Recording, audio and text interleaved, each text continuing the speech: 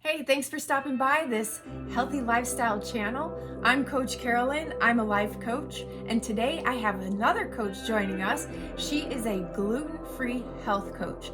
So this video, we're going to talk about the who and the what and the why of eating gluten-free, as well as some food swaps for gluten-free products. So let's get started. Jennifer Marcks is the creator of Gluten-Free Marks the Spot. Jennifer helps moms and families fall in love with their gluten-free life so that it just becomes routine. Having celiac disease and gluten intolerance in her family, she knows exactly what you're going through. Thank you, Jennifer, for joining us today. You're going to help us get started with a gluten-free lifestyle. And so let's take a step back and talk about who really needs to go gluten-free, because it's such a big thing right now. Does everybody need to go gluten-free? Hey, thanks for having me on today. No, I don't think everyone has to go gluten-free. I think that, yes, gluten-free for some people seems to be a diet they want to jump on because they believe it's like healthier living. But most people that follow a gluten-free lifestyle are doing so because they have celiac disease or are gluten intolerant, where their body is just not letting them digest gluten, right? So they eat it, they get sick. Having multiple reactions and things. So this is the hard part of celiac disease, is that diagnosing it, because you can have brain fog, you can have belly issues, a lot of gut issues, bloating and gas, neuropathy with the hands and feet go numb, right? Okay. So that's just the beginning of it. There's so many reactions people can have from gluten. So being mindful that that's what's causing those reactions is the first step to knowing if you should even live gluten-free, right? Okay. And is there testing that a doctor could do to figure it out quicker, maybe? Well, absolutely. There is testing, and that's a whole nother story. But if you think that gluten is bothering you, you don't want to start eating gluten-free before you talk to your doctor, because when you do go in for testing, your tests will not be correct. Okay. So you have to be still eating gluten for tests to be accurate. Okay. Yeah. So if you believe this is what's happening, and keep a food diary, you can watch what you're eating. But if you think that's the deal, talk to your doctor and they can test you for celiac disease. Absolutely. Okay. I think that's a really important point to make. And with any fitness program, any health program that you do, people should always consult with their doctor first.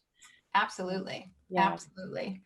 And always be eating that gluten before you're tested. So many people say, oh, I'm getting tested, but I've been eating gluten for weeks because I feel so great. And you know what?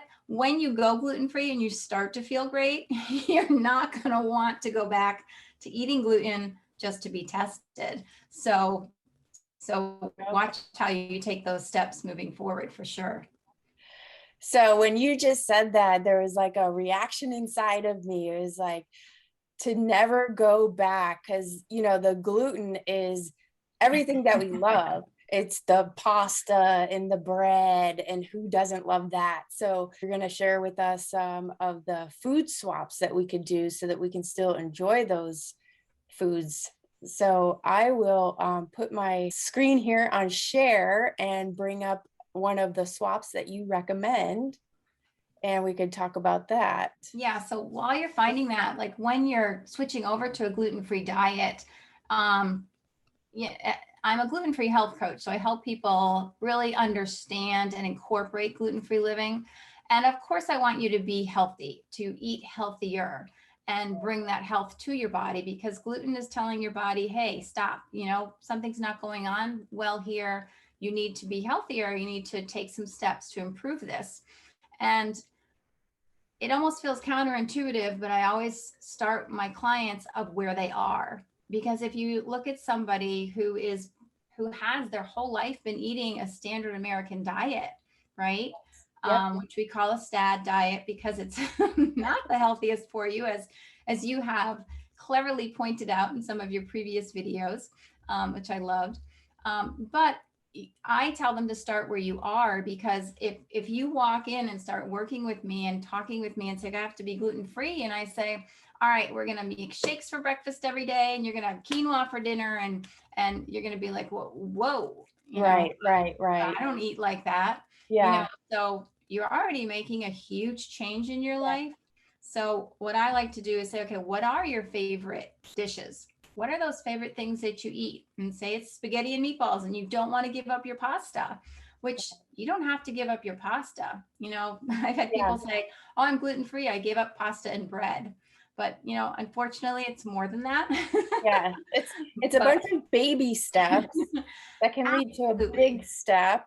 And I've learned that too much change at once isn't going to be sustainable. And that's exactly what I want to teach people to do, is to create a healthy lifestyle little by little, so that it just becomes natural. It becomes the lifestyle. Absolutely. And that Yeah. is And then exactly, yeah. I thought it was funny. So you mentioned the acronym SAD, that it's a sad diet. And so Sorry. you shared with me earlier, it's the, what was that? Standard Standard American diet. American diet stands for SAD. Think Yes, that's funny. yeah. So, yes, but the reality is that a lot of society does live like that. So when you're given the diagnosis of celiac disease or you're gluten intolerant, you have to eat gluten-free. You have to. There's no, Right. it's no like, oh, I'm going to slowly try this diet and see how it works. No, this is a lifestyle change that you have to make. You're exactly right. If you jump to the finish line that you're eating all these healthy things and doing all these health related things right off the bat, it's going to be so much more overwhelming than if you take baby steps and, okay, you're still going to eat gluten free, but you're going to take the baby steps of, okay, I love pasta, so where do I start? Right. Right. So this is one towards the end that I would go to, but like you could start with a brown rice organic pasta, right? Which are Okay. very easy to find in the grocery stores nowadays. Trader Joe's has a great brown rice pasta, an organic pasta, and that I serve all the time. So I had the soccer team over for their pasta night, right? Okay. Like that's what I served. No one complained. No one even knew. They were like, "Oh, this is great. Can I have more?" So Right. when you're cooking it the right way and you're still serving food, your food, even though it's gluten free, it is tasty and delicious, which is also another misconception people have, that gluten free is going to be gross. And that is absolutely not the truth.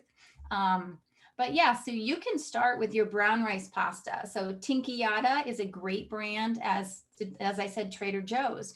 So you start with the brown rice pasta. You want to go a little healthier. Well, now we have these chickpea pasta that you have up on the screen here. Then you can go to other bean pastas. There's red lentil pastas. There's all kinds of bean pastas out. And then you can go to your vegetable pastas, right? So Mm. you kind of slowly move through. So you can eat pasta and still have a relatively healthy meal here, Yeah. because you're switching over to chickpea and cauliflower. So that's what you're eating, right? So Yes. it's not this big bowl of carbs, right? Right. With the wheat. So yeah. So Yeah. you make those small changes. Yeah. And there's plenty of variety, it seems, out there. So you can find the one that you like and go with that. Absolutely. And honestly, I find new varieties of pasta every week at the grocery store. Just open your eyes and explore, because there are more veggie pastas coming out. I found a quinoa pasta. I mean, you can really discover new things. Which gluten-free has opened our eyes up to so many new foods that I never knew existed years ago.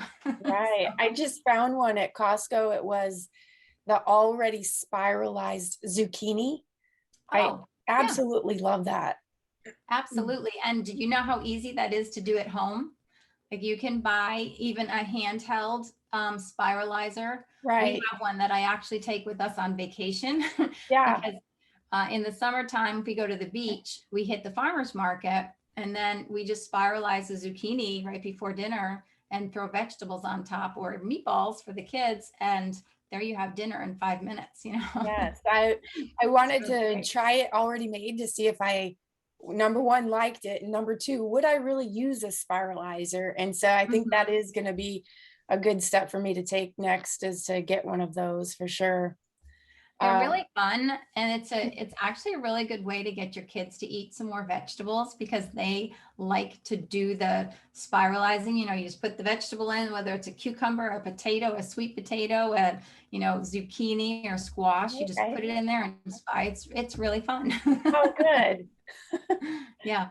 And you mentioned soccer teams, so let's talk about chips because everybody loves snacks.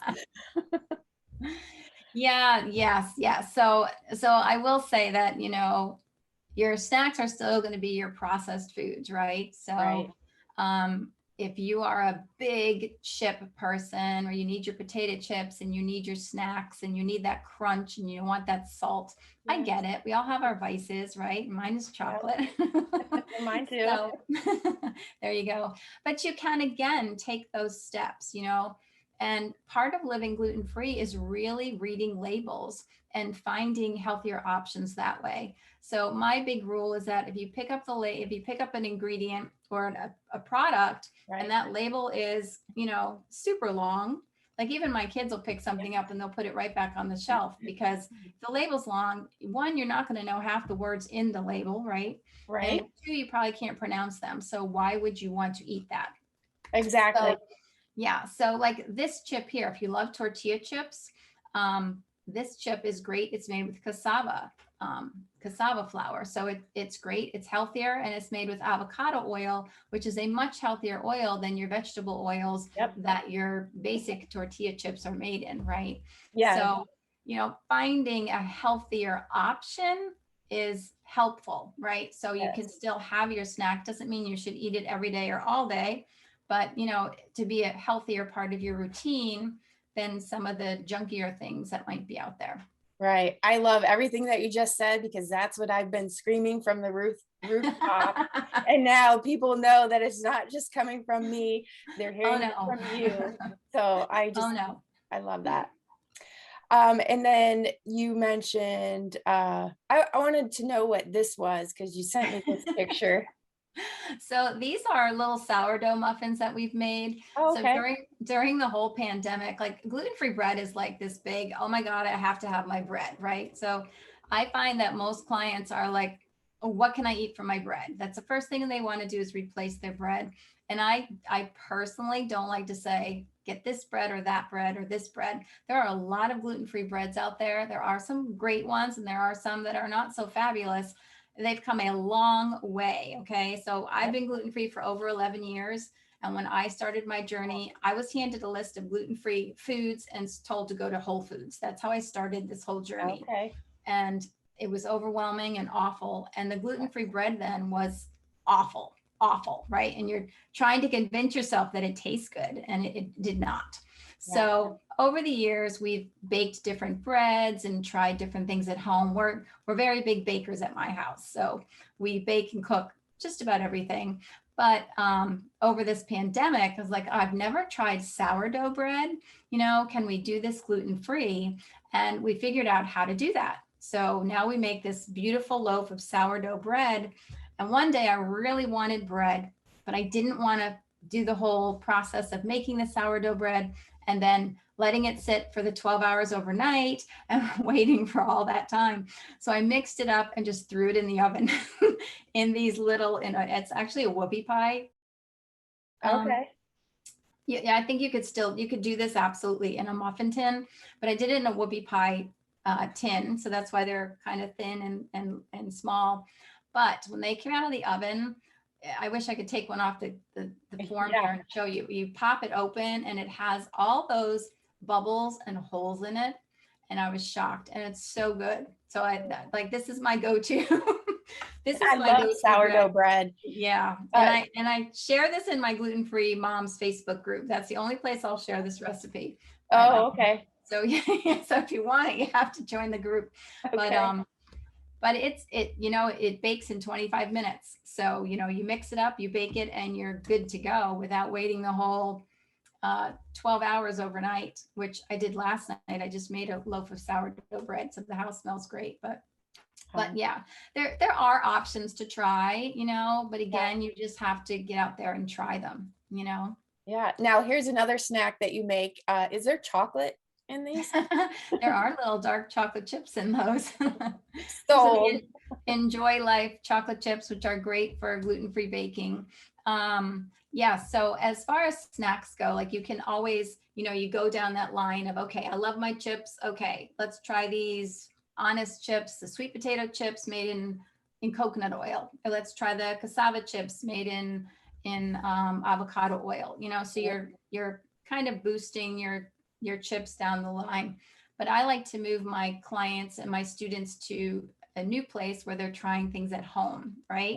Yes. Yep. So we are a little bit obsessed at our house with date balls and oat balls and all these little balls that you make that you don't bake. You just Okay. mix up and they're done. You keep them in the fridge. So these are our pumpkin oat balls, I believe. Oh, wow. And they're so good and they're super healthy. They're full of all ingredients that are whole foods. You're mixing it yourself, so you're in charge of the ingredients, and you pop them in the fridge. And then I'm telling you, one, you're satisfied, right? Oh, wow. I mean, I do have a teenage children, some teenage children, and they'll eat a couple more than one, but especially my son. But one and you're good to go. They're satisfying and they're filling, I might yeah. have to test that out because I don't think I could have just one. Yeah, you'd be surprised at how filling just one is, but yeah, but you keep them in the fridge, so you go to it. It's just Right. it's that same mentality of, all right, if I cut up these carrot sticks and I cut up these celery sticks and I have them in the fridge, Yes. guess what happens? Your You're gonna kids eat will them. eat them. Yep. You Yes. will eat them and your kids will eat them because Yep. they're prepared. If they're not prepared, if you're just buying the vegetables and you're just buying the food and it's in the fridge, they're Right. not going to eat it, and you're not going to want to stop when you get hungry to make that snack and then eat it. But when you prepare stuff ahead of time, you're more likely to start to go towards that, right? Right. Um, Is but there yeah, a specific kind of oat that you use? oats are funny for gluten-free, so you really want to be careful with that. Oats need to be certified gluten-free because they're honestly, they're naturally gluten-free, but it's the processing that cross-contaminates. And sometimes they're grown on the same field as wheat.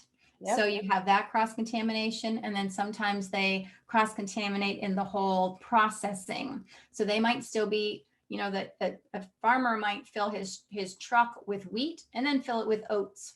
So that's not safe, right? Right. So you want to absolutely purchase certified gluten-free oats. Great. And there are multiple brands. Bob's Red Mill is a great one, but there are multiple brands to find. I highlighted one that was in another one of my videos. It was sprouted, and it was gluten-free, organic. It had all the labeling on it. So I'm glad to know that I'm on the right track with that. There you go. Good for you. I wanted to point out, you said that your clients are, people are overwhelmed out there. There's so much information out there about health and dieting. And that's exactly why I wanted to do this video. And working with a coach like you that has this specific niche, gluten-free health coach, very, very specific, you can help take away that overwhelm for people. I'm gonna definitely put all of your information in the description of this video. And did you say I could get this recipe for these balls on your website? Yes, glutenfreemarksthespot.com.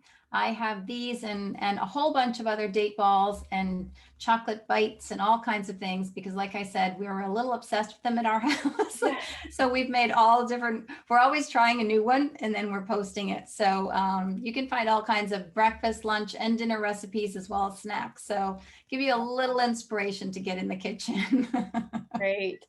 Well, I'm going to have to join that Facebook group to get the sourdough bread recipe.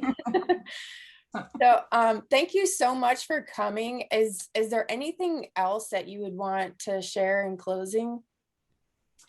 Just that takeaways for living gluten-free is that get the support you need right from the start. because trying to figure it out on your own is like you mentioned, there's so much information out there. I see so much misinformation, especially in the huge Facebook groups that are out there, which are awesome and great, and they're great to meet other people on the same journey, and they're great to gather information. You know, if you want a gluten-free bread, say, hey, what's your favorite gluten-free bread, and everybody will tell you what that is, right? Right. But a lot of misinformation is also shared there, so you really have to be careful with that. Yeah. So find the right support to have someone walk you through, set up your gluten-free life, and to help you with that.